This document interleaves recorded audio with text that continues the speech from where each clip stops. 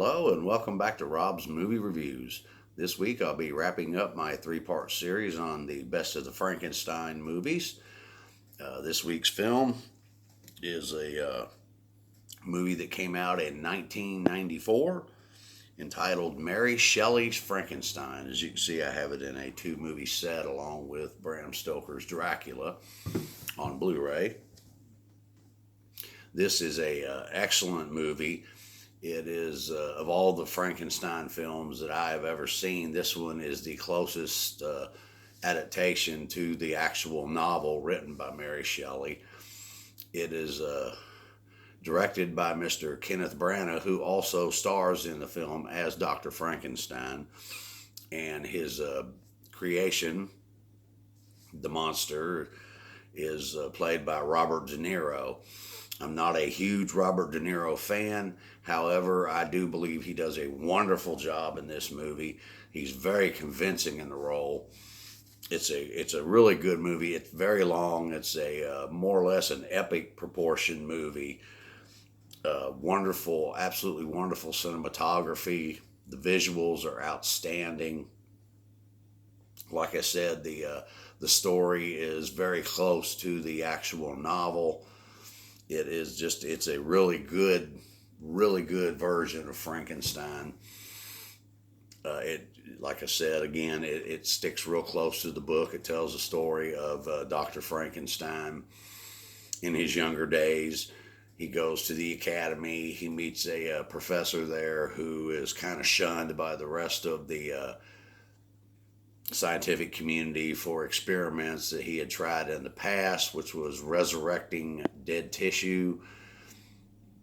He was scoffed and made fun of. However, Frankenstein approaches him, shows a big interest in his work, wants to continue and build off of what he had already done. At first, he's reluctant, but eventually, once he realized that Frankenstein is serious, he becomes very enthusiastic and shares all of his knowledge with him.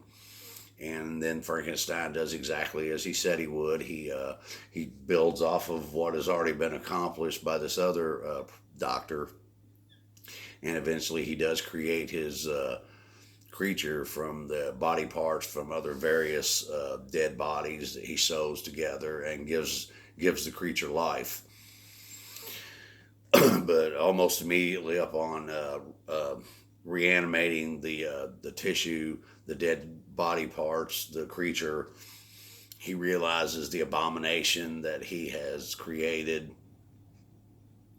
and he just sets the creature loose, and he separates himself. He goes as far away as he can. In fact, he goes all the way back home to Vienna to get away from the creature, and he just wants to live his life and basically block it out of his mind and pretend that it never happened.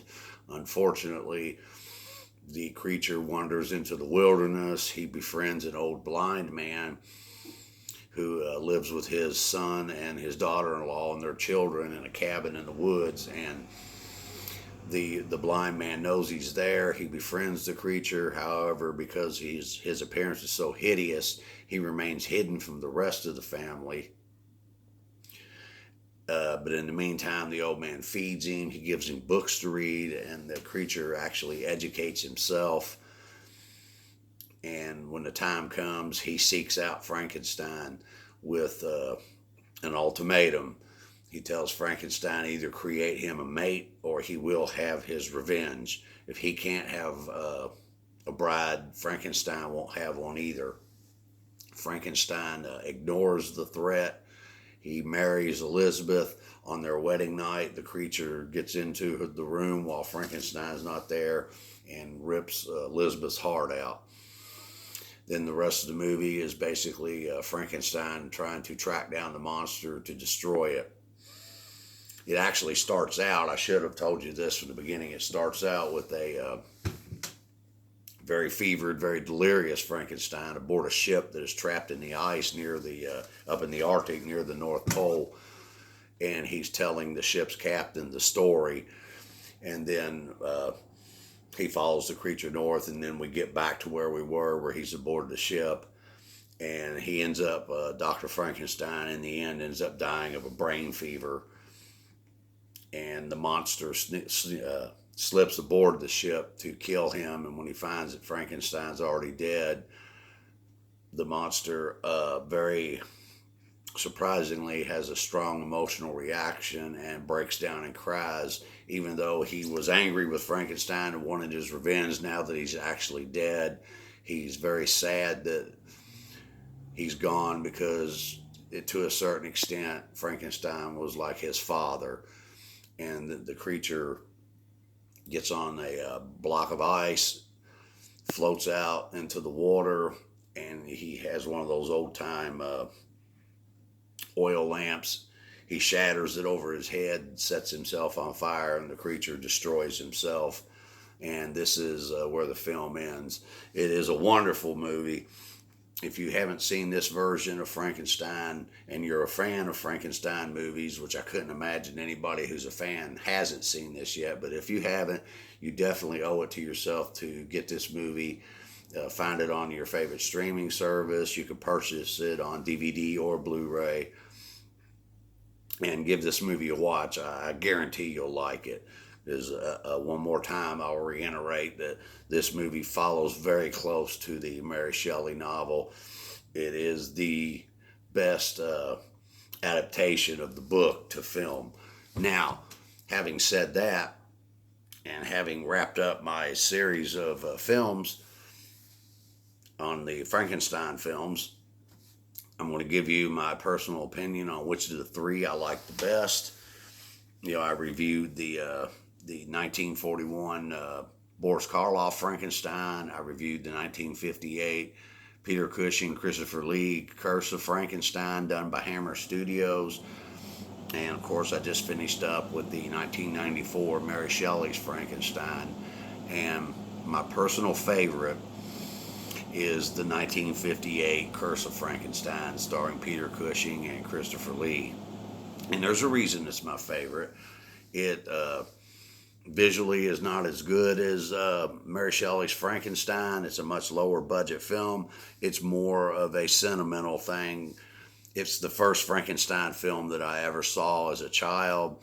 I was just mesmerized by that movie, and once that image was implanted in my head, I saw all the other various versions of Frankenstein through the years, but that was, to me, Frankenstein.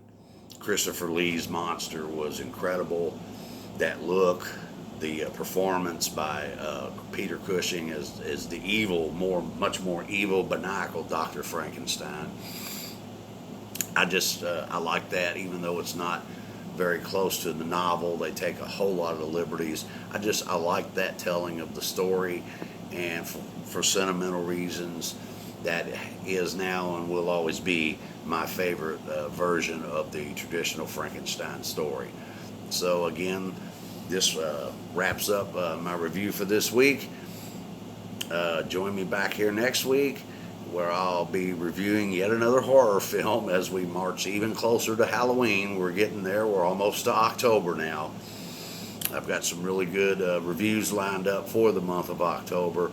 And when we get into the actual week of Halloween, I'll probably do multiple videos that week. And that's when I'll reveal my favorite horror movie of all time, of all horror films, my absolute favorite. And so until next week, you all take care.